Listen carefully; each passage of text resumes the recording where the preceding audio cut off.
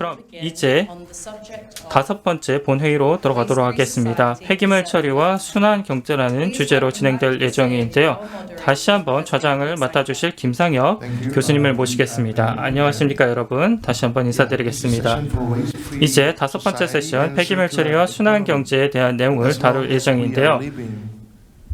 우리가 지구에 사는 한은 저희가 폐기물 없이 살 수는 없습니다. 다시 말하자면은 저희가 이 쓰레기 문제에 대해서 벗어날 수 없다는 말인데요. 이 폐기물이라는 것이 굉장히 심각한 문제가 됐습니다. 한 보고에 따르면은 10억 톤에 달하는 폐기물이 1950년대 이후로 배출이 되었다고 하고, 거기에 더해서 코로나19 사태 이후 저희가 막대한 양의 폐기물, 마스크라던가 한 번만 쓰고 버리는 일회용 플라스틱을 어마어마하게 매달 배출하고 있다고 합니다.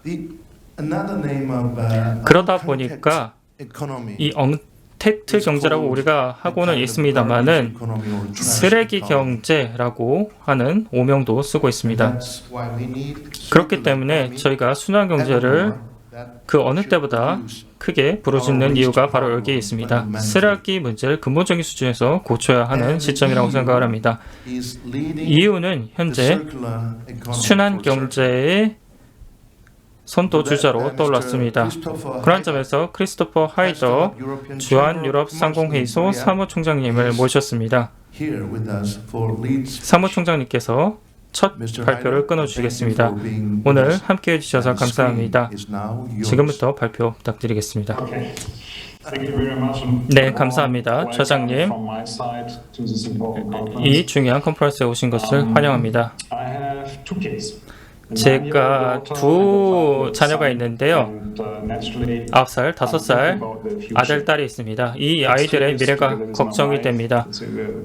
제 부인도 그러는데요. 이제 미래에 이 아이들이 어떤 영향을 갖고 자라야 될까라고 얘기를 하고 있고, 또 미세먼지도 여기 쪽에서 문제가 되고 있어서 지속 가능성에 의문을 갖게 하고 있습니다. 이 지구라던가 이런 것들을 이 아이들도 살기 좋은 곳으로 만들어야 될 텐데라는 고민을 하고 있습니다.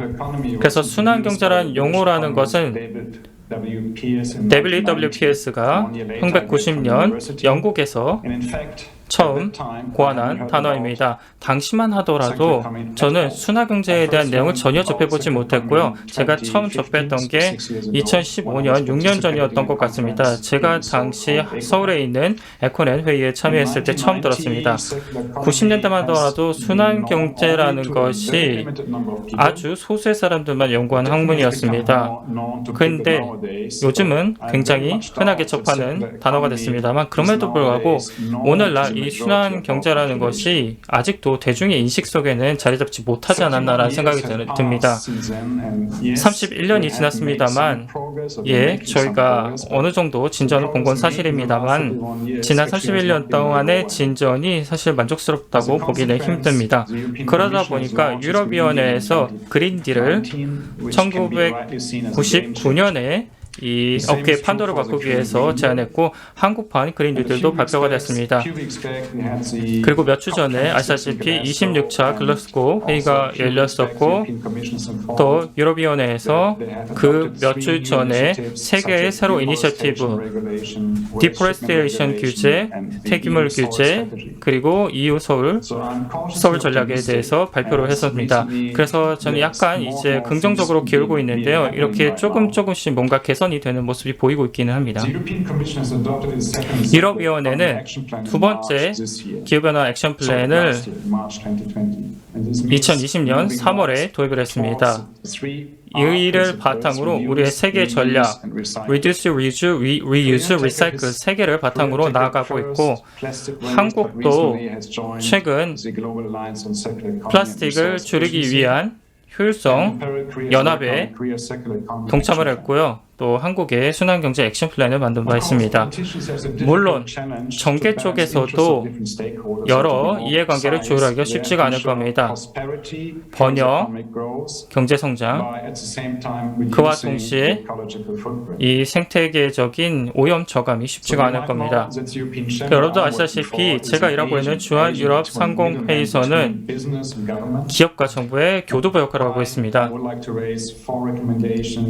그런 점에서 저는 4가지 제언을 드리고 싶습니다. 먼저 첫 번째로 드리고 싶은 것은 국제 표준입니다. 많은 국가들이 여러 가지 이니셔티브를 통해서 순환경제를 추구하고 있습니다만은 제가 생각에 이 이니셔티브는 국제 기준이 없다면 하기 어렵습니다. 실질적으로 생산성이 오히려 떨어지는 부분도 있고 그렇기 때문에 이런 기준이 있어야 인증도 가능하고 테스트도 가능하고 입증도 가능합니다. 그래서 그 진정성을 확인할 수가 있습니다. 정부가 자체적인 순환경제 규칙을 국가 단위로 세운다면 국가별로 시장별로 규칙이 달라지기 때문에 대규모로 본다고 했을 때 효율성이 떨어질 수밖에 없고 각각의 시스템이 잘 돌아가고 있는지 인증하거나 테스트하기가 어려워질 것입니다. 그래서 이 모든 것들을 조율하기 위해서는 기업이 추가적인 투자에 나서서 인력뿐만이 아니라 물리적인 그런 자원에 투자를 해야 될 것입니다. 두 번째로 제가 드리고 싶은 제언은 진화냐 아니면 혁명이냐라는 질문인데요.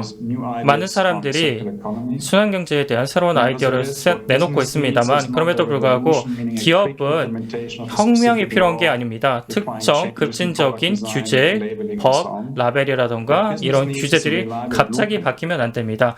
청사진이 필요합니다. 언제까지 무엇을 어떻게 해야 된다는 그런 정확한 규제안이 가시화돼야 됩니다. 그렇기 때문에 조금 더 스마트하게 세부적으로 측정 가능한, 달성 가능한, 현실적으로 가능한 시간대를 제한해야 되는데요.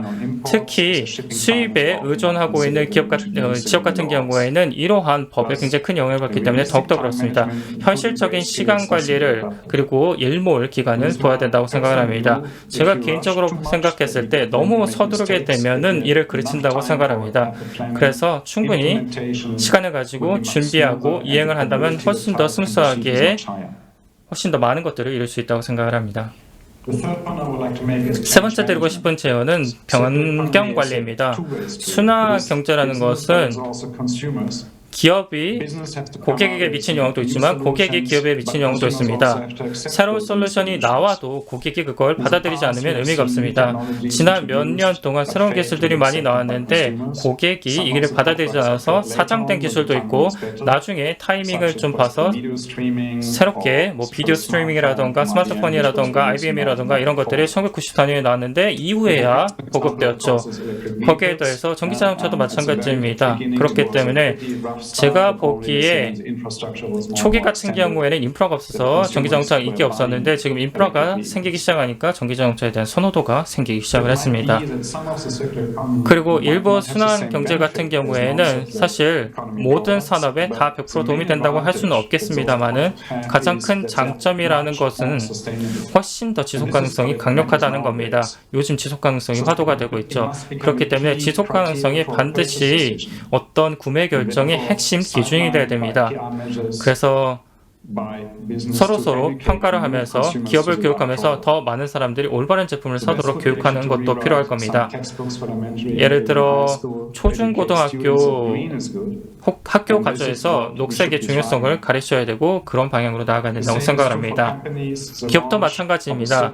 기업이 순환경제 관련 제품을 만든다고 했을 때 여전히 이 매출에 너무 무게를 두고 있는데 마케팅적으로도 녹색을 강조해야 되는 시기라고 생각을 합니다.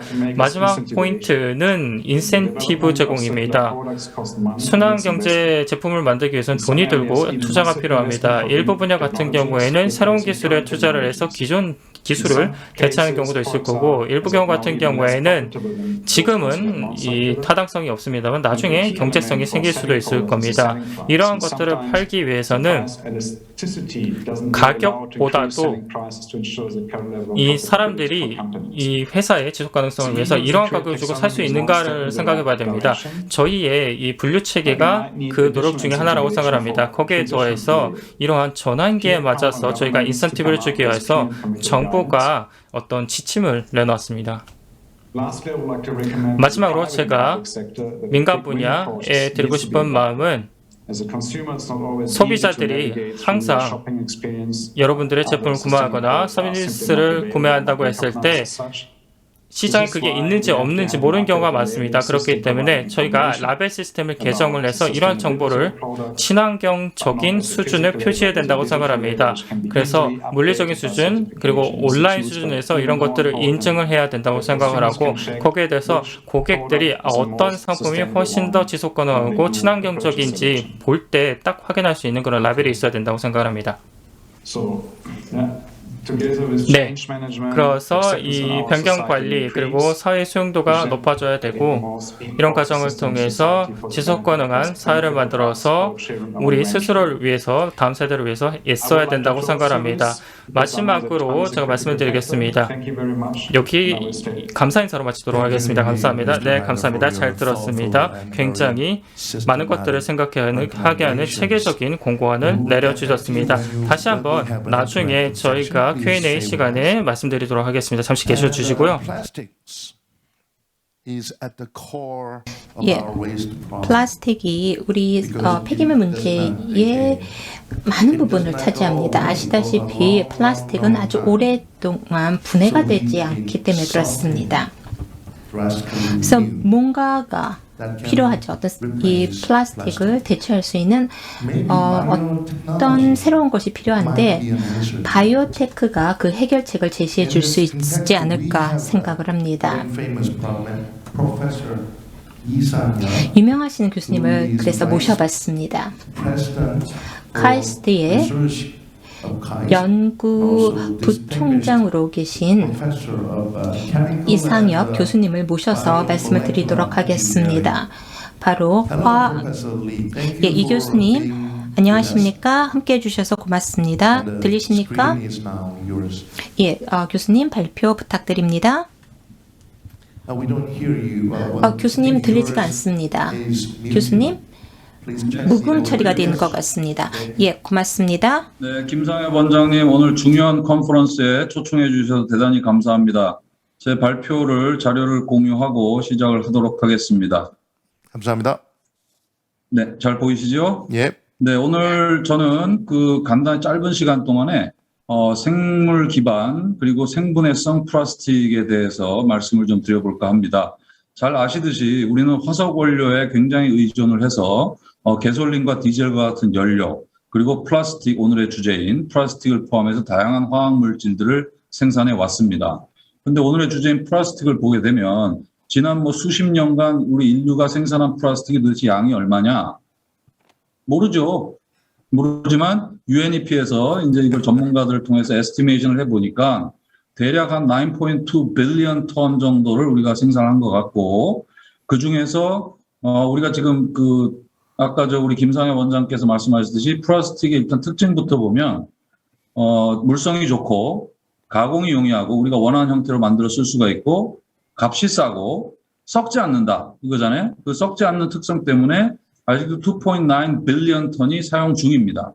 그 중에서 이제 0.7 빌리언 톤 정도가 리사이클 된 거고, 반면에 50% 이상이 약 5.3 빌리언 톤 정도에 해당하는 플라스틱이 버려졌고, 약 1 빌리언 톤 정도를 우리가 태웠어요. 태우면 에너지는 없죠. 하지만 이게 문제고. 이 버려진 이것들이 이제 다시 미세 플라스틱화가 돼가지고 우리를 공격하고 하는 그런 문제가 있고, 코비드-19이 작년에 터지기 전에 세계 각국은 그 한 5년에서 7년 정도 사이 동안에 플라스틱이 참 우리 환경에 문제다 해가지고 그 감축 노력, 웨이스트 감축 노력을 굉장히 많이 해왔죠. 법제화도 시키고. 그런데 이 코로나가 딱 터진 거예요. 코로나 딱 터지니까 문제가 뭐가 생기냐면 이 마스크만 봐도 이거 안 쓸 수도 없고, 저는 지금 제 방에 혼자 있기 때문에 마스크를 좀 벗고 하고는 있지만 계속 쓰고 다녀야 되잖아요. 지금 또 오미크론 때문에 더 그렇고. 근데 이 마스크 쓰는 양을 보게 되면 139 빌리언 마스크를 한 달 동안에 지금 세계에서 버려요. 근데 이게 마스크가 면으로 만든 거나 종이로 만든 거냐? 그게 아니죠. 대부분 한 95% 이상이 폴리프로피렌으로 만든 거거든요. 그러니까 어마어마한 그 양의 플라스틱을 우리가 쓰고 버리는데 이 감염병 방지를 위해서 이걸 재사용 안 하잖아요. 그죠? 그래서 굉장히 많은 양이 버려지고 있다 하는 거고 또 이 배달 음식이 굉장히 지금 급격히 늘면서 관련돼서 지금 발생하는 이 원타임 유스 플라스틱이 1일당 우리나라에서만 한 830만 개가 돼요. 그러니까 어마어마한 양이 나오는데 이거 갖고 지금 뭐라 그러는 사람이 없죠. 그냥 걱정은 좀 하지만 이유는 당장 사람이 살아야 되니까 이 감염 질환에 대해서 할 수 없는 거다. 이렇게 넘어가는 거거든요. 자, 그럼 이런 복잡한 문제를 어떻게 풀 거냐. 결론적으로는 우리가 땅속 저 깊숙이 묻어져 있던 화석 원료를 많이 꺼내가지고 어쨌든 이게 기어 나왔다는 게 문제인 거거든요. 그래서 이거를 우리가 재생 가능한 원료, 즉 태양하고 이산화탄소하고 물만 있으면 되는 바이오매스를 원료로 해서 이러한 연료라든가 플라스틱 그리고 화학물질들 생산하는 바이오 기반의 화학산업으로 빠르게 재편해야 되겠다 하는 것이고요. 플라스틱 경우를 보면 우리 화석원료 기반의 같은 경우는 이제 화석원료로부터 소위 석유화학 리파이너를 거쳐서 생산하고 이렇게 쓰고 버려지고 혹은 여기서 리사이클 할 수 있고 이렇잖아요. 바이오 기반으로 가게 되면 바이오 기반으로 해서 바이오 프로세스를 써서 실제로 플라스틱을 직접 생산해 갖고 쓰고 마찬가지로 리사이클 할 수도 있고요. 우리가 만드는 모든 종류의 그런 플라스틱을 다 바이오로 만들 수는 아직은 없기 때문에 실제 우리가 사용하는 이 합성 플라스틱의 모노머, 단량체가 되는 것을 바이오 기반으로 생산해 가지고 일로 피드 인을 하게 되면 실제로 이것은 우리가 이제까지 써왔던 화석원료 기반의 플라스틱과 물성이라는 모든 면에서 똑같지만 원료는 화석원료에서 온 게 아니고 재생 가능한 원료, 즉 궁극적으로 이산화탄소로부터 온 것이다가 되는 것이죠. 이걸 이용해서 이제 바이오 베이스드 플라스틱 쪽을 보게 되면 현재 지금 전 세계적으로 그래도 어느 정도 지금 생산이 추진되고 있는 것들이 여기 리스트되어 있는데요. 폴리에틸렌 같은 경우는 바이오 에탄올 발효를 우리가 잘하기 때문에 그걸 화학적으로 변화를 해갖고 에틸렌을 만들고 바이오 PE를 만들어서 지금 쓰고 있고요. 그 다음에 이제 이쪽을 보시게 되면 우리가 가장 많이 쓰는 물병 같은 데 쓰이는 이 PET병 이런 걸 보게 되면 모노에틸렌 글라이콜하고 트리프탈산을 두 개를 중합하면 나오게 되는데 이 중에서 모노에틸렌 글라이콜은 이 에탄올로부터 화학 반응을 통해서 얻을 수 있기 때문에 실제로 약 무게 베이스로 한 30% 정도를 바이오 기반으로 바꿀 수는 있습니다. 반면에 이 테리프탈릭 애시드는 아직 바이오로 만들기가 어렵기 때문에 그 대체할 수 있는 유사한 케미컬들을 만들어서 그와 유사한 PET, 유사 플라스틱을 만들어 쓸 수가 있고요. 반면 또 생분해성 플라스틱 같은 경우는 그리고 그 전에 제가 다시 한번 강조하고 싶은 것은 플라스틱이 안 썩어서 이불이다. 라고는 말씀하시지 않으셨으면 좋겠습니다. 플라스틱은 안 썩기 때문에 굉장히 좋은 물질이고 환경보호에 엄청나게 기여했다는 건 팩트고요. 다만 우리가 이게 값이 싸기 때문에 너무나도 함부로 많이 쓰고 버렸다라는 게 문제거든요. 그래서 우리가 이 버리는 부분, 예를 들면 일회용 마스크라든가 혹은 일회용품, 그것도 양을 줄여야 되겠지만 할 수 없이 써야 되는 경우에는 그거는 바이오 디그레이더블 플라스틱으로 대체하면 좋겠다는 것이고 그것은 PLA라든가 PBAT, PHA 등 다양한 것들이 지금 개발이 되고 있습니다. 자, 그럼 바이오로 이러한 고분자나 혹은 단량체를 만들기 위해서는 생명체를 써야 되잖아요, 공장으로. 그때 쓰는 게 미생물입니다. 윤리적으로 문제가 없고 우리가 안전하게 관리할 수 있기 때문에.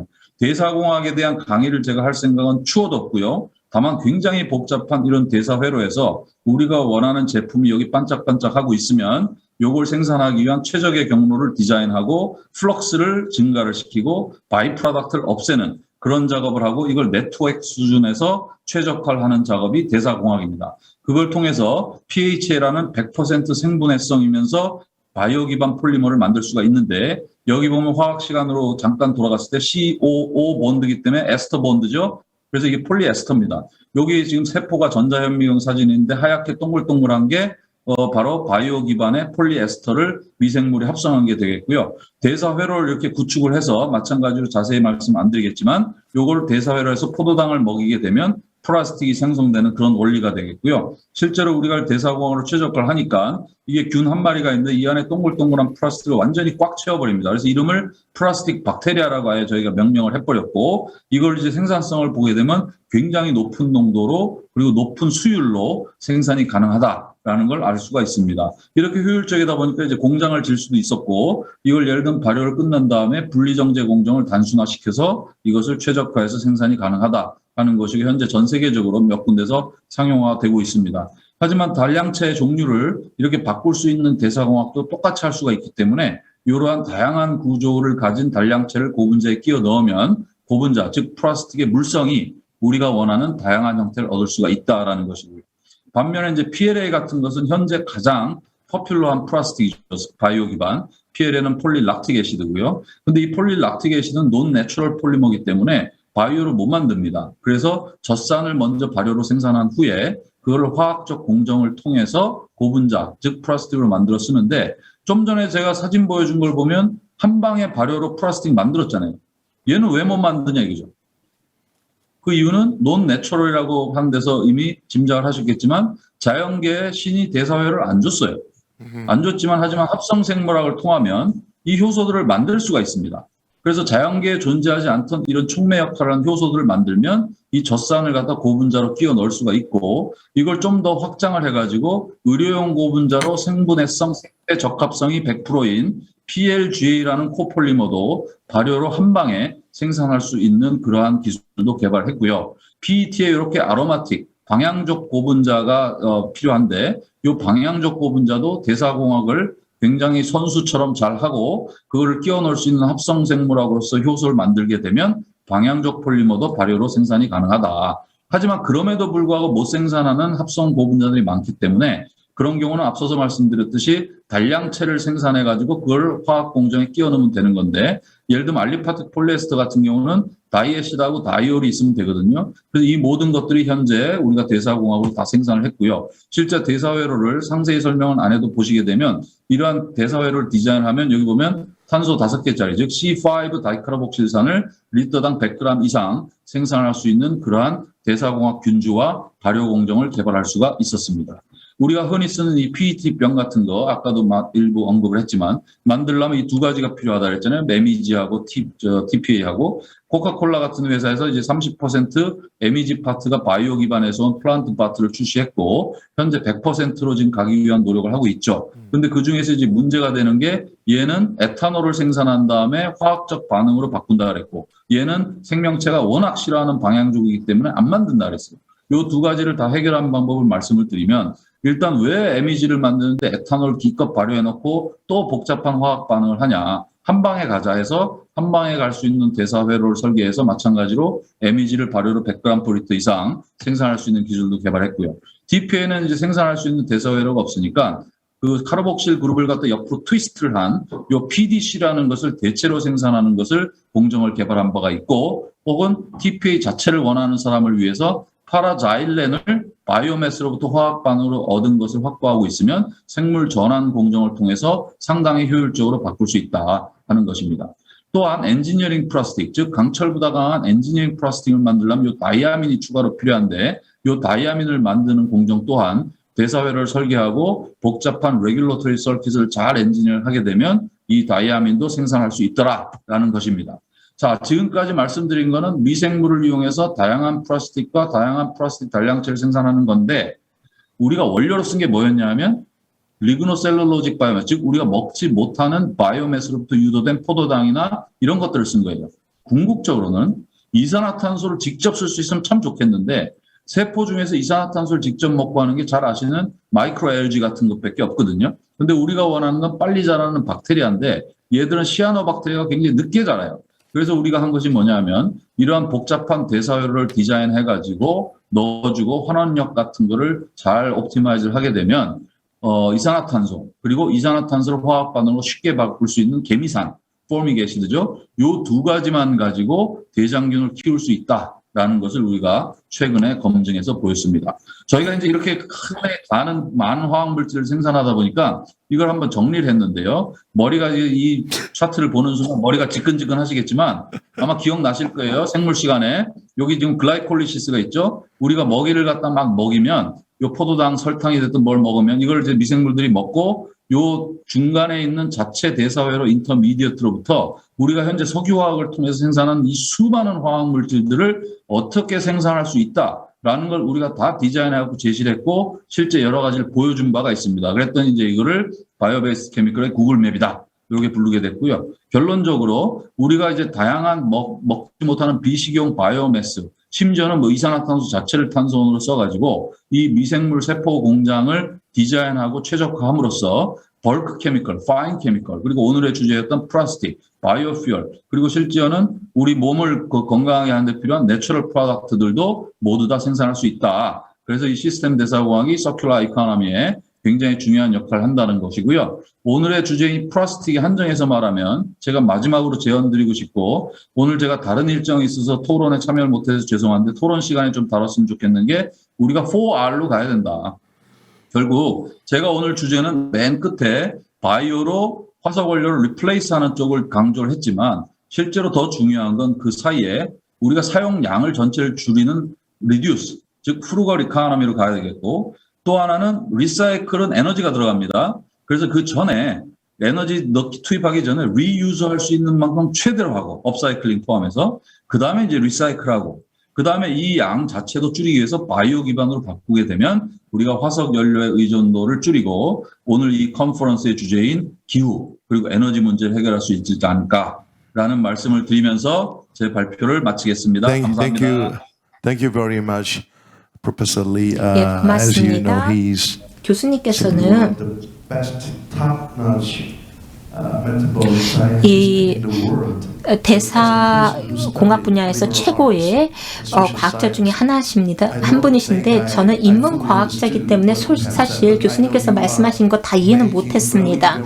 그렇지만 한 가지 중요한 것은 교수님께서 우리 모두를 위해서 중요한 것을 만들고 계시다는 거고 저희를 플라스틱으로부터 구해주실 거라고 믿고 있고 그렇게 되신다면 꼭 노벨상을 받으시리라고 생각을 합니다. 발표 고맙습니다. 교수님. 고맙습니다. And now we are going to focus on real 자, cases, 이제 실제 사례들을 보도록 하겠습니다. Korea's businesses, 한국 기업의 실제 사례들을 보도록 하겠는데요. leaders and experts. 기업의 대표분들 그리고 전문가분들의 말씀을 듣도록 하겠는데 이제부터는 한국말로 진행을 하도록 하겠습니다. 동식 통역 서비스가 제공이 되고 있습니다. 실제로 사실은 우리가 놀랄 정도로 이런 순환 경제 쪽으로 진전하고 있는 회사들이 있습니다. 먼저 소개드릴 회사는 시멘트 회사인데요. 철강과 더불어서 한국에서 가장 탄소 배출이 많은 산업 중에 하나인데 지금 놀라운 회사로 변신을 하고 있습니다. 한국 시멘트 협회 회장이자 쌍용 시멘트 앤 환경 회사 이름도 바꿨습니다. 이현준 사장님의 사례 발표를 먼저 듣겠습니다. 안녕하십니까. 한국시멘트협회 회장을 맡고 있는 쌍용 C&E 이현준 대표입니다. 먼저 오늘 컨퍼런스에 발제의 기회를 주신 관계자 여러분께 감사드립니다. 저는 오늘 자원순환 사회를 선도하는 시멘트 산업이라는 주제로 발제를 할 계획입니다. 저는 오늘 이 자리에서 국내 시멘트 산업의 순환자원 재활용 현황과 국내 시멘트 업계의 2050 탄소 중립 시나리오와 추진 사례를 설명드리고 웨이스티드 프리 소사이어티 달성에 시멘트 산업이 최적의 해법을 갖고 있다는 점을 강조하고자 합니다. 우리나라에서 매일 발생하는 생활 사업장 폐기물은 하루 평균 38만 톤 가량 됩니다. 그리고 1992년부터 현재까지 수도권 매립지에 버려진 쓰레기도 약 1억 4천만 톤에 달합니다. 폐기물 해양 투기가 전면 금지된 이후 재활용이 가능한 폐기물도 단순 소각 또는 매립됨으로써 발생하는 국가적 자원 낭비와 환경 오염 문제까지 고려한다면 폐기물로 인한 사회적 문제는 더 이상 간과할 수 없는 수준에 이르렀다고 할 수 있을 것입니다. 하지만 이 모든 문제를 현재 시멘트 업계가 앞장서서 해결하고 있다는 것 여러분은 알고 계시는지요? 시멘트를 만들기 위해서는 석회석, 점토, 규석, 철광석 등의 천연 광물이 사용됩니다. 이러한 자원은 유한하기 때문에 시멘트 업계는 산업 제조 공정에 나오는 폐기물을 천연 광물의 대체 원료로 사용하고 있고 우리는 이런 폐기물을 순환 자원이라 부르고 있습니다. 대표적으로는 화력발전소에서 배출되는 석탄재, 즉 프라이애시로 점토를 대체하고 있고, 철강 산업에서 나오는 부산물인 슬랙으로 철강석을 대체하고 있습니다. 시멘트 업계는 원료뿐 아니라 연료도 순환 자원으로 대체하고 있습니다. 주 연료로 사용하는 유연탄의 일부를 폐합성 수지, 폐타이어 등을 보조 연료로 대체 사용하고 있고, 시멘트 업계에서 순환 자원을 연료로 재활용하는 것은 전 세계적인 추세입니다.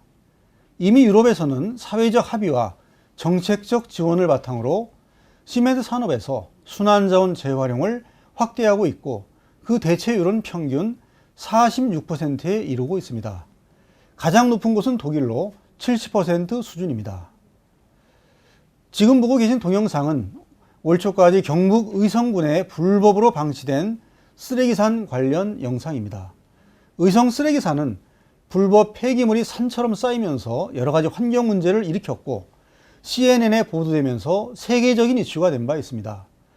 당시 처리에만 최대 7년이 소요될 것이라는 예상을 깨고, 국내 시멘트 업계가 방치되어 있던 폐기물을 선별해 시멘트 제조 공정에서 재활용하면서 불과 1년 반 만에 문제를 해결할 수 있었습니다. 의성 쓰레기산은 시멘트 업계가 폐기물을 가장 효과적이면서 또 완벽하게 처리한 대표적인 사례로 꼽을 수 있습니다. 의성 쓰레기산 사례처럼 시멘트 산업에서 폐기물을 에너지원으로 재활용하는 경우 현재 수입에 의존하는 유연탄의 사용량을 줄이고, 대량으로 발생하는 폐기물의 안정적인 처리가 가능해져서 폐기물로 인한 환경 문제 발생을 최소화할 수 있습니다. 다음은 시멘트 산업의 2030 NDC 및 2050 탄소 중립 시나리오입니다. 지난 10월 27일 국무회의에서 의결된 탄소 중립 추진 계획에 따르면 시멘트 업종은 2030년까지 12%, 그리고 2050년까지는 50% 이상의 CO2 배출량을 감축해야만 합니다. 시멘트 업계는 2050년까지 총 1,800만 톤 감축을 목표로 하고 있는데, 이 중 폐기물의 연료 대체, 비탄산염 원료 대체, 그리고 시멘트 혼합재 활용 확대 등을 통해 CO2 감축을 추진해 나갈 계획입니다. 국내 시멘트 산업을 대표하는 쌍용 CNE는 단일 규모로는 세계 최대의 시멘트 공장인 동해 공장에서 세계 최대 규모의 폐열 발전 설비와 국내 최대 규모의 에너지 저장 장치를 운영하면서 연간 총 사용 전력의 33%를 대체하고 있고, 매년 13만 톤의 온실가스 배출량을 저감하고 있습니다. 이와 함께 주 연료인 유연탄을 폐합성 수지 등 순환 자원으로 대체하기 위해 지난 2019년부터 대규모 생산혁신 시설 투자를 진행하고 있고, 2030년까지 유연탄 사용량 제로, 탈석탄을 실현할 계획입니다. 쌍용 CNE의 ESG 경영 비전은 그린 2030입니다. 이는 순환자원 재활용 확대를 통해 2030년까지 탈석탄을 실현하고, 폐열 발전 및 친환경 자가 발전으로 총 사용 전력의 100%를 자체 조달하겠다는 것이 핵심 내용입니다. 지난 3년간 약 1,000억 원을 투자해서 예열실 개조 등 1단계 생산혁신 공사를 완료하였고, 올해는 구형 킬은 개조 등 2단계 생산혁신 공사를 추진 중에 있습니다. 이를 통해 지난 2019년도 22% 수준이었던 순환연료 대체율이 올해는 41%까지 높아질 것으로 전망하고 있습니다. 2023년 완료 예정인 2단계 생산혁신 공사가 종료되면 순환연료 대체율은 60%까지 높아지고, 이후에도 추가적인 기술 개발을 통해 2030년에는 탈석탄을 달성해낼 계획입니다. 쌍용 CNE는 추가적인 온실가스 저감과 사용 전력의 100%를 자체 조달하기 위해 폐열 발전 추가 설치 및 친환경 자가 발전도 추진하고 있습니다. 이와 함께 채굴이 완료되는 광산 부지에 풍력과 태양광 등 친환경 발전을 추진해서 2030년에는 사용 전력의 100%를 자가 발전으로 조달할 계획입니다. 앞서 설명드린 다양한 노력을 통해 저희 쌍용 CNE는 업계 최고 수준의 경쟁력을 확보하고 이를 기반으로 뛰어난 경영 성과를 시현하고 있습니다. 당사의 영업이익률은 지난해 19.8%, 금년 3분기 실적이 15.4%로 업계 타사 대비 2배 수준의 높은 수익성을 기록하고 있습니다. 쌍용 C&E의 끝없는 도전을 지켜봐 주시기 바랍니다. 이상으로 자원순환사회 실현을 위해 앞장서온 저희 쌍용 C&E와 시멘트 업계의 선도적인 역할에 대해서 설명드렸습니다. 분명한 것은 쓰레기가 더 이상 폐기물이 아닌 에너지, 즉 소중한 자원이라는 사실입니다. 버려지는 쓰레기를 에너지로 재활용하고 재생하는 역할을 쌍용 C&E와 시멘트 산업이 선도하고 있으며 앞으로도 전 지구적인 탄소 배출 저감의 책무를 달성하기 위해 끊임없는 기술 개발과 투자로 환경 보존에 앞장서고 있음을 기억해 주시길 부탁드립니다. 감사합니다.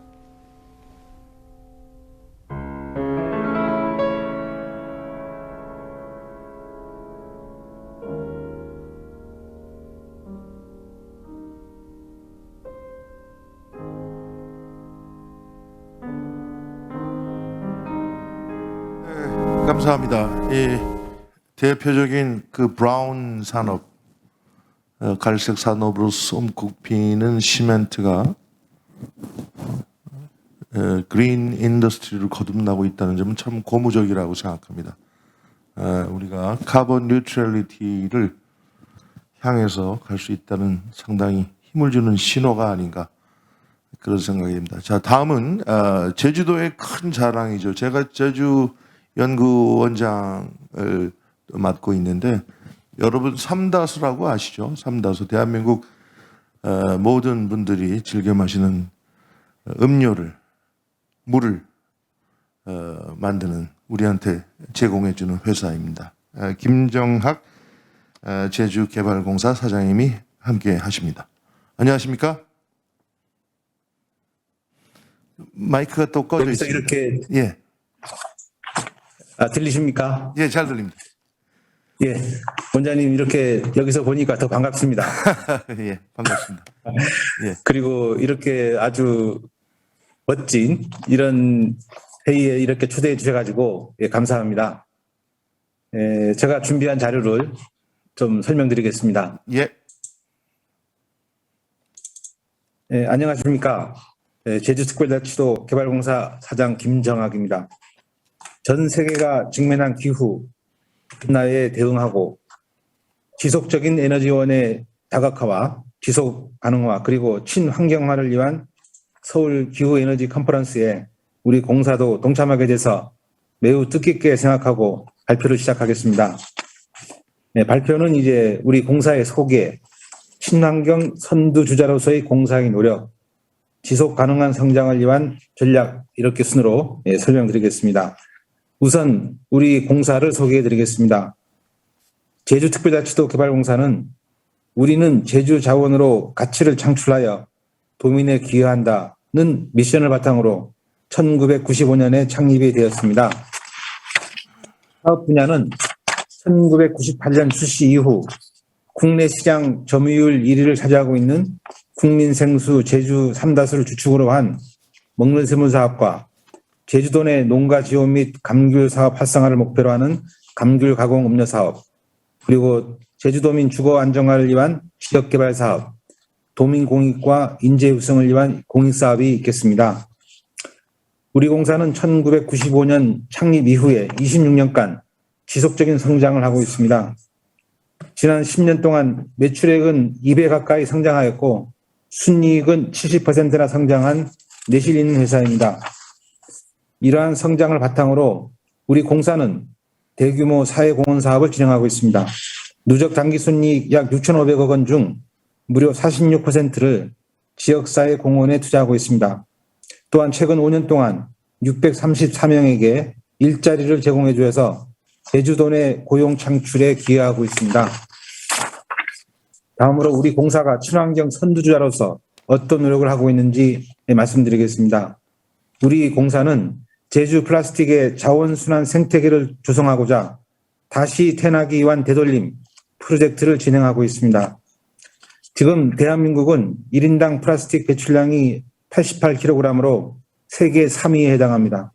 그러나 배출량에 비해서 재활용률은 59%에 불과한 상황입니다. 특히 제주도는 1인당 쓰레기 발생량이 전국 최고 수준임에도 불구하고 재활용률은 최하위를 보이고 있습니다. 또한 현대사회는 소비자들이 착한 소비와 윤리적 소비를 추구하는 필환경 시대가 도래하고 있습니다.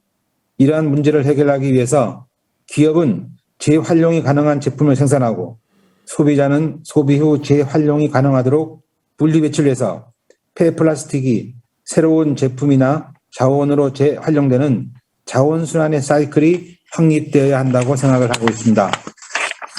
공사는 제품 생애 전 과정을 포함하는 친환경 경영 프로세스를 구축해서 제주형 자원순환 생태계를 조성하는 데 그 목적이 있습니다. 이러한 목표를 달성하고자 생산 부문에서는 제품 연구 혁신을 추진하고 소비 부분에서는 자원순환 사회를 실현하고자 합니다. 우선 첫 번째 전략인 친환경 제품 생산체계 확립에 대해서 설명드리겠습니다. 우선 제주 삼다수는 무색캡, 무라벨, 무색병에 산무 시스템을 적용한 무라벨 제품을 올해 출시해서 분리배출 용이성을 확보하고 재활용 최우수 등급을 획득하였습니다. 이에 따라서 올해 약 46톤의 플라스틱 폐기물이 절감될 것으로 예상이 되고 있습니다. 또한 화면에 보시는 바와 같이 다양한 테스트와 고객 설문조사를 거쳐 페트병 경량화를 완료하였습니다. 총 용기 중량을 14.5g 감소시켜서 약 24억 원의 생산 비용 및 플라스틱 폐기물 약 5,000톤의 절감이 예상되고 있습니다. 친환경 소비 트렌드 및 정책 변화에 대응해서 제주 삼다수의 환경 영향 정보를 개량적으로 국민에게 투명하게 공개하고 있습니다. 환경 인증 사이트에서의 정보 공개는 물론 제품 라벨에까지 친환경 정보를 확대 제공하였습니다. 이어서 두 번째 전략인 플라스틱 자원순환 생태계 조성에 대한 추진 활동을 말씀드리겠습니다.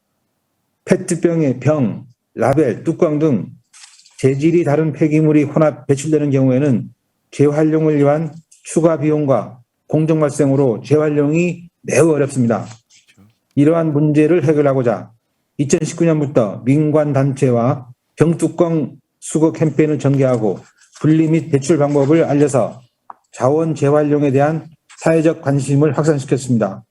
그 결과 2020년에는 병뚜껑 362만 개를 모을 수 있었고 사회공헌 사업과의 연계를 통해 병뚜껑을 기부금으로 환산해서 도내 소외계층 20명에게 생계비를 지원했습니다. 또한 업사이클링 창업 동아리를 발굴하고 지원함으로써 뚜껑을 활용한 업사이클 제품을 출시하는 성과를 올리기도 하였습니다. 이러한 성과를 인정받아서 행정안전부가 주관하는 2021년 하반기 적극행정 우수사례 경진대회에서 대통령상을 수상하였습니다. 페트병의 재활용률을 높이고자 페트병 자동 수거 보상기 사업을 진행해서 현재 도내에 총 19개들을 운영하였고 모니터링단을 통해서 홍보 및 교육을 실시해서 더 많은 참여를 유도했습니다. 그 결과 작년 한 해 약 3만여 명의 참여를 통해서 페트병 약 64만 개와 캔 약 32만 개를 수거하였습니다. 공사는 업사이클링이 일환으로 다자간 협약을 통해서 재생 섬유를 활용한 의류 개발에 성공함으로써 친환경 가치를 창출하였습니다. 이와 더불어서 제주도민 및 국민을 대상으로 창의적인 자원순환 아이디어를 모집해서 사업화까지 지원하는 환경 소셜 벤처기업 육성 사업을 현재 진행하고 있습니다. 그 결과 2020년부터 21년 현재까지 하단에 보시는 바와 같이 다양한 제품이 탄생할 수 있었고 17명의 일자리 창출 및 약 5억 원의 투자금을 유치하였습니다. 이와 같이 우리 공사는 친환경 제품 생산체계 확립과 플라스틱 자원순환 생태계 조성을 위해서 다양한 활동과 노력을 기울이고 있습니다. 네, 마지막으로 우리 공사의 지속가능한 성장을 위한 전략을 발표하겠습니다. 우리 공사는 3단계 전략을 수립하여 단기적으로는 포장재의 경량화 및 무라벨 제품 생산을 위한 생산 시스템 구축과 분류 배출 사업 정착과 페트병 업사이클링을 안정적으로 추진하고자 하며 장기적으로는 친환경 포장 소재 개발과 자원순환 마을 기업 육성을 통해서 자원순환 제조 실현을 목표로 하고 있습니다.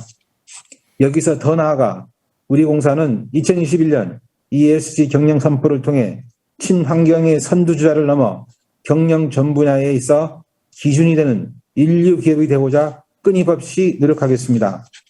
다시 한번 2021년 서울기후에너지 컨퍼런스에 참여하게 된 것에 대해서 감사드리고 제주스쿨자치도 개발공사가 대한민국 친환경의 기준이 될 수 있도록 더욱 노력하겠습니다. 감사합니다. 네, 감사합니다. 이 한국의 에비앙이라고 할 수 있죠. 이 삼다수를 대한민국 최고의 이 환경 수준을 놓고 회사를 이끌어 가시겠다는 말씀 아주 잘 들었습니다. 자, 다음은 여러분 아모레라는 회사 아시죠? 그 화장품 회사인데 저도 사실 최근에 알았습니다. 이 회사도 놀라울 정도로 자원순환 경제에 깊이 들어가 있습니다. 아모레 퍼시픽의 지속 발전 분야를 총괄하고 있는 오정화 상무님 함께 하십니다. 자, 안녕하세요. 네, 안녕하세요. 아모레퍼시픽 오정화입니다. 먼저 자료를 공유 드리고 인사드리도록 하겠습니다. 네.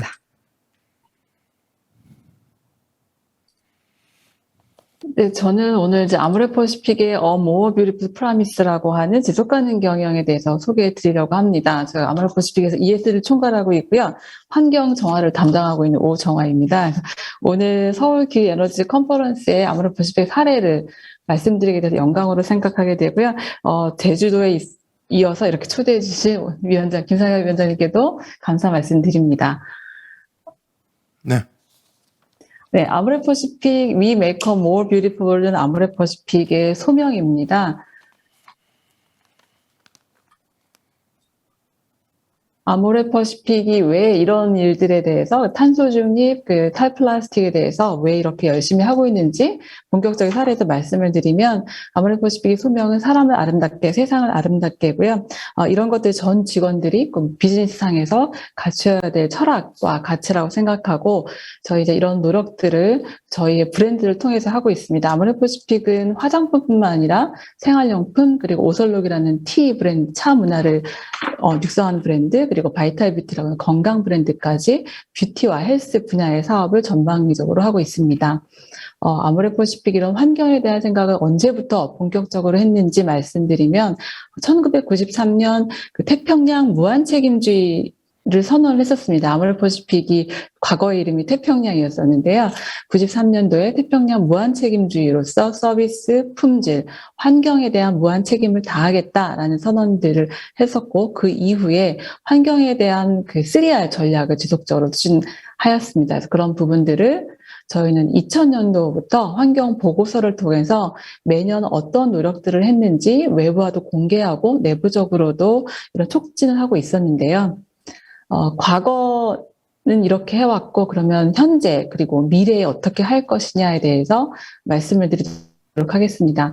아모레퍼시픽이 저희 올 6월 달에 2030 A More Beautiful Promise라고 하는 5대 약속을 선언을 했습니다. 그 약속 안에는 탄소 중립과 3번과 4번 약속이 탄소 중립 그리고 플라스틱에 관련된 약속입니다. 그 부분에 대해서 간략하게 소개해 드리도록 하겠습니다. 먼저 오늘이 이제 기후 에너지 포럼이기 때문에 탄소 중립부터 간단하게 설명을 드리면 아모레퍼시픽 탄소 중립과 탈플라스틱의 주요 환경의 아젠다인데요. 아리백과 탄소 중립을 2030년까지 달성할 목표를 수립하고 있습니다. 현재 아리백 수준은 올해는 약 10% 정도 되고요. 내년에는 저희가 35%를 신재생 에너지로 발전하고자 목표를 수립하여 왔고 올해 그래서 저희가 녹색요금제라던가 최근에 이번 주에는 SKENS와 그 신재생 에너지에 대한 공급 MOU를 체결을 했습니다. 그래서 내년까지는 저희가 RE100에서 RE35%를 달성할 수 있도록 로드맵을 수립했고 이행하려고 하고 있고요. 2030년이 되기 전에 내부적으로는 좀 더 빠르게 RE100과 탄소 중립을 달성하고자 합니다. 그리고 저희의 그 공장뿐만 아니라 저희 물류센터에서 쓰고 있는 차량도 올해부터 전기차로 전환해서 100% 전기차로 전환하고자 하는 목표를 가지고 있습니다. 두 번째가 이제 오늘의 주제, 순환경제에 관련된 플라스틱에 관련된 얘기입니다. 탄소 중립과 플라스틱은 서로 연결될 수 있고 저희의 스콥 3 영역이 플라스틱인데요. 저희 플라스틱은 레스 플라스틱 전략을 통해서 3C를 실현하고 있습니다. 4가지의 3R의 커미먼트와 콜라보레이션, 커뮤니케이션 측면으로 진행을 하고 있습니다. 그 4가지 그 커미먼트 중에 리듀스인데요. 아까도 이제 이상혁 교수님 말씀하셨던 것처럼 줄이는 게 가장 먼저다. 불필요하거나 의미 없는 플라스틱들, 석유계 플라스틱을 제거, 대체, 경량화를 통해서 리듀스하는 게 1순위고요. 여기 사진에 보시는 것처럼 제가 불필요한 플라스틱 트레이를 없앤다거나 재활용 소재를 사용한다거나 해서 석유계 신소재 플라스틱을 줄이고 있고요. 최근에는 화장품에 있어서 플라스틱은 내용물을 담는 용기인데 용기를 바꾸기보다 내용물을 바꿔서 그걸 담는 그릇을 바꿀 수 없을까? 이런 고민에서 최근에 샴푸바에서 노 플라스틱 제품으로 샴푸바까지 출시를 했습니다. 두 번째 R은 리사이클러블입니다. 재활용이 가능하게 디자인하는 거고, 그 화장품이 재활용계에 있어서 민폐다라는 그런 얘기들이 있어서 어떻게 하면 재활용을 더 잘할 수 있을까 관점에서 재활용 용이성을 향상하고 유니 소재로 바꾸는 작업들을 하고 있습니다. 세 번째 R은 죄송합니다. 마우스가 세 번째 R은 리유즈인데요. 쓰는 용기를 바꾸는 것도 중요하지만 담는 방식도 바꿔야 되겠다 해서 지금 리유즈를 하고 있습니다. 저희가 작년에 아모레 광교에 리필 서비스를 통해서 리필 매장을 만들었고요. 작년에 2개 만들었고 올해까지 아마 내년에 조금 더 많이 확대해서 리필 스테이션을 확대할 계획입니다. 네 번째는 리버스입니다. 저희는 자체적으로 저희 연기를 직접적으로 재활용할 수 있는 시스템을 지난 10년 동안 갖춰왔고요. 그걸 통해서 최근에 이니스프리 매장에서는 공병 공간이라고 해서 실제 이런 재활용 소재로 매장을 꾸며서 고객들과 소통하고 있습니다. 지난 10년 동안 누적으로 보면 약 2,000톤 정도를 저희가 직접 수거해서 재활용을 했고요. 매년 약 200톤 정도가 저희가 직접 수거해서 재활용을 하고 있습니다. 세 번째 C는 콜라보레이션입니다. 이런 노력들을 하려다 보니 사실 저희 혼자 할 수 있는 일들이 거의 없었습니다. 그래서 오늘 아까 쌍용이나 이런 데서도 같이 앞으로는 콜라보레이션 할 수 있을 것 같은데요. 저희는 지난 한 2, 3년 동안 굉장히 많은 파트너십을 맺었습니다. 재활용 전문 업체인 테라사이클이라던가 플라스틱을 종이로 대체하기 위해서 한솔 재질, 그리고 최근에는 재활용 소재를 안정적으로 공급받기 위한 글로벌 기업인 이스트만과도 MOU를 체결해서 이런 재활용과 4R 관점에서 대책을 수립하고 있고요. 올해는 화장품 업계가 함께 공동으로 이런 플라스틱 문제를 함께 해결하기 위한 노력들을 선언을 했습니다. 그래서 이런 부분들에 있어서 실제 콜라보레이션에서 중요하고 가장 중요한 것은 고객과의 소통이라고 생각합니다. 고객들에게 이런 부분들을 잘 알리고 소통해서 고객들은 같이 소비를 할 수 있도록 저희가 같은 정보들을 주고 제품을 개선하고 선순환될 수 있도록 각 브랜드에서 노력을 하고 있습니다. 아모레 퍼시픽은 앞으로 사회와 환경에 긍정적인 영향을 주는 뷰티만이 새로운 시대의 새로운 뷰티라고 생각하고 있고요.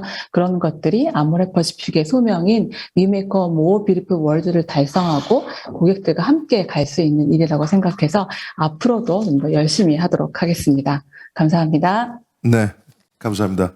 아모레 퍼시픽이 적극적인 선도적인 친환경 순환경제 정책을 통해서 A More Beautiful World, 더 아름다운 세상을 만드는 회사가 되겠다.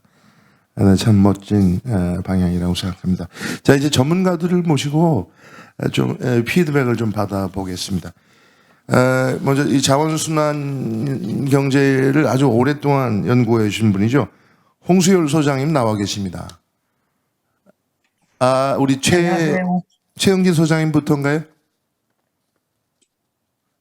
예, 홍 소장님 하시고 최 교수님 쪽으로 넘어가겠습니다. 자, 5분 정도 발표하면 예, 좀 지금 특히 한국이 그 40% 줄이기 위해서 가장 많이 줄여야 되는 부분이 폐기물로 나왔더라고요. 그죠? 50% 네네. 가까이 줄여야 되는 걸로 나오는데 탄소 중립과 폐기물 어떤 관계가 있는지 그리고 오늘 이 세 가지 케이스를 들으면서 소감을 좀 들려주십시오. 예. 그러니까 순환경제가 탄소 배출에 기여를 할 수 있는 것은 물질의 소비량을 줄이고 재생원료 공급들을 통해서 생산 공정의 온실가스 배출이 줄어들 수가 있고요. 쓰레기의 최종 처리 과정에서 배출되는 온실가스를 줄일 수 있는데 실질적인 기여는 결국은 우리가 소비하는 물질의 생산과 가공 공정에서 배출되는 온실가스를 물질의 효율적 사용과 재생원료 공급을 통해서 줄일 수가 있다라고 하는 것인데 이것은 결국은 경제의 새로운 질서를 도입하겠다라고 하는 겁니다. 크게 보면 두 가지 과제가 나오는 것인데요. 물질 소비를 어떻게 줄일 것인가라고 하는 것인데 협소한 틀에서는 현재의 생산 공정에서의 원료 사용의 효율을 어떻게 높일 것인가인데 좀 큰 틀에서 보게 되면은 더 적은 물질 소비를 통해서 더 큰 경제적 효과를 만들어낼 수 있는 새로운 모델의 도입인데요. 그러니까 예를 들어서 공유 경제가 어떻게 확산될 수 있을 것인가? 그러니까 더 적은 물질을 생산해서 더 많은 만족을 얻을 수 있는 새로운 모델들은 어떻게 구현될 수 있을 것인가라고 하는 것인데요. 이 부분은 개념만 제시되어 있지 사실은 무한한 확장의 가능성을 가지고 있고 네. 순환경제 영역에 있어서 가장 중요한 도전 과제라고 생각을 합니다. 두 번째로는 원료 조달의 지속 가능성의 문제인데요. 이상혁 교수님이 말씀하신 바와 같이 바이오 원료 조달의 비율이 앞으로 확대될 필요가 있고요. 물론 광물 원료 같은 재생 불가능한 원료의 사용도 필요할 텐데 문제는 바이오 원료든지 재생 불가능한 원료든지 이 원료의 조달에 있어서의 생태계 파괴 영향들을 최소화시키면서 재생 원료의 사용 비율을 어떻게 높일 것인가가 과제가 될 텐데 이것을 위해서는 결국은 생산자들의 책임의 정대가 필요하다라고 하는 것이죠. 디자인 개선을 통해서 재사용, 재활용이 가능한 제품으로 100% 전환을 해야 된다는 것이고 재생 원료의 사용 비율이 최종적으로는 100%까지 올라가야 된다라는 것인데 이런 제품의 생산을 어떻게 할 것인가라는 것인데 이 부분은 아까 전에 첫 번째 연사님이 말씀하신 것 같이 기업들에게 명확한 목표를 설정해 주는 것이 필요하다라고 생각합니다. 네. 즉 2030년까지 기업이 달성해야 될 목표를 사회적으로 설정해 줌으로써 기업이 그것을 달성할 수 있는 준비를 하는 것이 좀 필요하다라고 생각을 하고요. 소비자들에게는 정확한 소비자 정보 제공들이 필요하고요. 마지막으로는 재생원료의 안정적 조달과 관련해서 결국은 기술의 개발과 인프라 개선이 필요할 텐데 전통적인 재활용 기술과 화학적 재활용 같은 새로운 기술들이 앞으로 재활용 시장에서 어떤 조화를 이룰 것인가라는 것이 앞으로 크게 과제가 될 것 같고요. 이런 전반적인 그 생산 영역에서의 산업의 재편과 재활용 영역에서의 산업의 재편 과정에서 대기업들이 주도를 하게 될 텐데 그렇다고 해서 중소기업들이 이런 새로운 산업에서 탈락하는 현상으로 가는 것도 문제이기 때문에 결국은 이 전반적인 산업의 구조 전환에서 중소기업의 적응의 문제, 그러니까 산업의 전환 과정에서의 공정한 전환의 이슈도 앞으로 중요한 포인트가 될 것이라고 생각하는데요. 우리나라는 특히 너무 이 기술적 영역에서의 변화에만 초점을 맞춰져 있고 산업의 전환 과정에서 발생할 수 있는 이 사회적 갈등의 조정 문제와 관련해서는 상대적으로 등한시하고 있습니다. 그래서 앞으로 산업의 전환 과정에서 쌍용이라든지 아모레 같은 대기업의 역할도 중요하지만 이 중소기업들이 이 새로운 변화에 적응할 수 있도록 대기업과 중소기업이 어떻게 상생할 수 있는 모델로 갈 것인가도 중요할 것이라고 생각합니다. 예, 말씀하셨듯이 지금 자동차 업계도 전기차로 전환하면서 많은 부품 업체들이 굉장히 어려운 시간을 전환에 어쩌면 탈락할지도 모르는 그런 과정을 겪고 있는 것 같습니다. 중소기업의 전환에 대해서 초점을 좀 우리 카이스트 대학생들도 그렇고 대학원생들도 그렇고 젊은 학생들이 이 순환경제 사업에 좀 앞으로의 미래 사업을 좀 뛰어들겠다는 학생들이 많아요. 잘 보고 있는 겁니까? 순환경제는 무한한 확장의 가능성이 열려 있다라고 생각하는데 좀 우려되는 부분들은 이게 마치 하나의 유행처럼 그렇죠. 한 군데 너무 쏠림 현상이 심합니다. 그러니까 이미 유행이 되고 있는 이 부분에 대해서 너도 나도 다 쏠림 현상이 있어서 오히려 순환경제의 한 영역에서는 레드오션이 돼버리고 있는데 제가 볼 때는 좀 더 많은 상상력을 발휘해서 순환경제 개념에서 현재 구현하지 못하고 있는 이 사각지대에서 어떤 새로운 도전들을 할 것인가가 중요하다라고 생각을 합니다. 그러니까 남들이 하는 거 다 따라하려고. 감사합니다. 감사합니다. 나중에 좀 더 자세히 좀 말씀 듣기로 하고요. 서울시립대 최용진 교수님 함께 하고 계십니다. 최 교수님, 최 교수님은 사실 환경부에서 기후 정책, 자연 보전 정책, 폐기물 정책, 중요한 정책들을 실제로 정책들을 펼쳤던 분이고 쓰레기 제로, 웨이스트 제로를 위해서는 좀 과감한 어떤 결단 있는 정책이 필요하다 이런 입장이신 것 같은데 어떠십니까? 오늘 주제에 맞춰서. 예. 안 들립니다.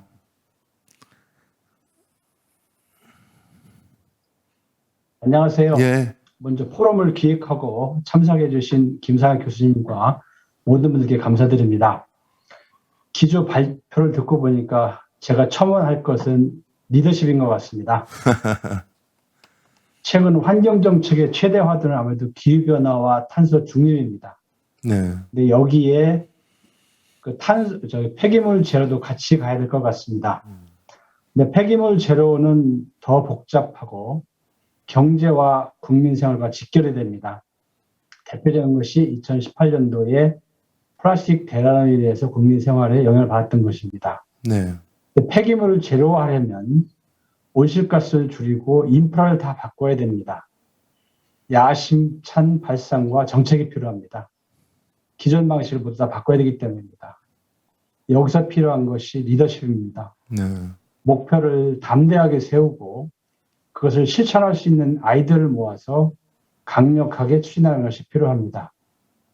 이런 관점에서 지난 6월 달에 제주도에서 2030년 쓰레기 걱정 없는 제주의 시작을 도민 참여하에 선언했습니다. 매우 의미 있는 일을 생각합니다.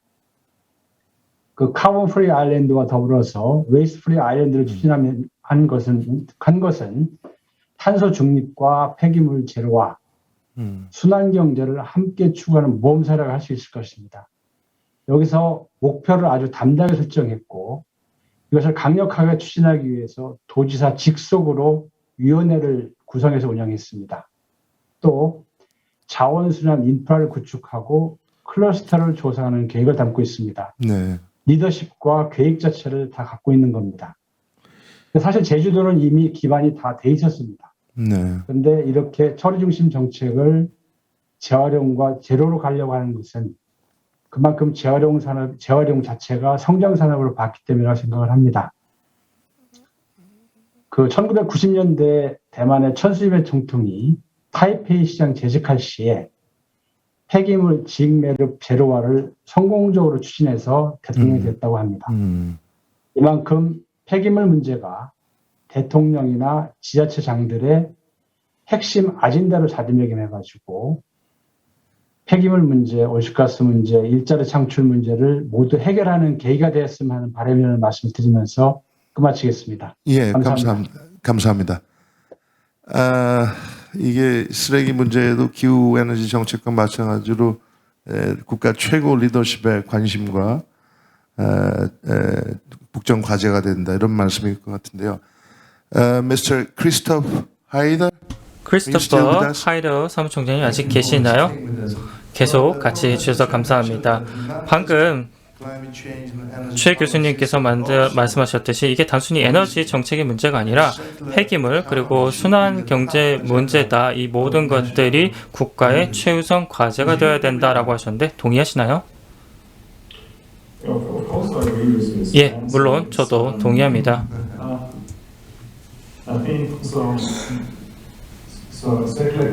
순환 경제라는 것이 처음 1990년대에 나왔는데요. 그래서 1990년대부터 2010년까지 그런 리더십이라는 건 찾아볼 수가 없었습니다. 그래도 다행히 몇 년 전부터 파리 합의를 계기로 해서 그런 리더십이 나타나고 있는데 지속 가능형이 이제 최우선 과제화가 드디어 된 것 같습니다. 그 변화를 보시면은 대통령이든 총리든 아니면 모든 리더들이 이 중요성을 인지하고 있는 것 같고 리더십 문제가 이제 훨씬 더 해결돼 가고 있지 않을까 싶습니다. 그래서 말씀하셨듯이 한국 세계 사례를 보셨는데요. 물, 시멘트 그리고 화장품 업계에 대한 사례를 봤는데 뭐가 제일 인상 깊으셨나요?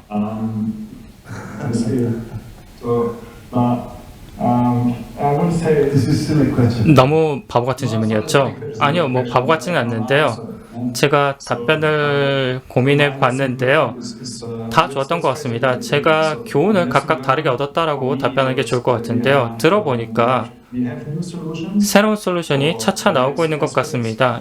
다양한 분야에서 나오고 있는 것 같고 플라스틱 아니면 생분해성 바이오 플라스틱이라던가 아니면 콘크리트 사례를 봤을 때 새로운 방향으로 새로운 재생에너지를 만들고 계신 것 같고 제주도도 마찬가지로 재사용을 훨씬 더 쉽게 하기 위해서 얘기하고 있는 것 같은데 아모레의 그 슬로건도 굉장히 인상 깊습니다. 더 아름다운 세상을 만들겠다. 한국의 시멘트 회사는 어떤가요? 쌍용 시멘트 회사는 어떤가요?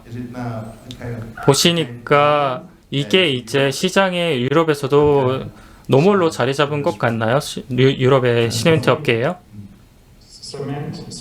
시멘트 산업 같은 경우에는 아직 조금 어려운 점이 더 많다고 느끼고 있습니다. 저희 유럽 같은 경우에도 기술도 있고 이미 솔루션도 여러 있습니다만은 전체적으로 봤을 때 이게 주류화는 되지 않았다라고 보고 있습니다. 그래서 제가 드리고 싶은 것은 제가 뭐 시멘트 전문가는 아니고 저는 바이오 플라스틱 쪽에 좀 전문성이 더 있습니다만 일단 바이오 생분해성 플라스틱 시장을 보시면은 현재까지 미화 20억 달러 규모 그리고 이 전체 시장을 보면은 6천억 달러 규모의 시간이 나오고 있는데 그렇기 때문에 플라스틱 산업을 보시면은 생분해성 플라스틱이 아직까지는 그렇게 규모가 크지는 않은 것 같습니다. 그럼에도 불구하고 말씀하신 걸 들어보니까 이제 10년 내로 이러한 각각의 시장들이 새롭게 커져가지 않을까 싶습니다. 안타깝게도 지금 시간이 없었어요. 여러분도 다 동의하시겠습니다만은 폐기물 그리고 순환경제가 반드시 국정 최우선 과제가 되어야 될 것 같습니다. 그러면 다음 가장 중요한 세션으로 넘어가도록 하겠습니다. 청년분들의 목소리를 듣는 세션으로 넘어가도록 하겠습니다. 함께해 주셔서 감사합니다. 발표 그리고 토론 감사합니다. 어떻게 우리 모두를 위한 더 아름다운 세상을 건설할 수 있는지에 대한 발표를 해주셨고 어떻게 새로운 기술과 솔루션들을 활용할 수 있는지에 대해서 말씀을 해주셨습니다.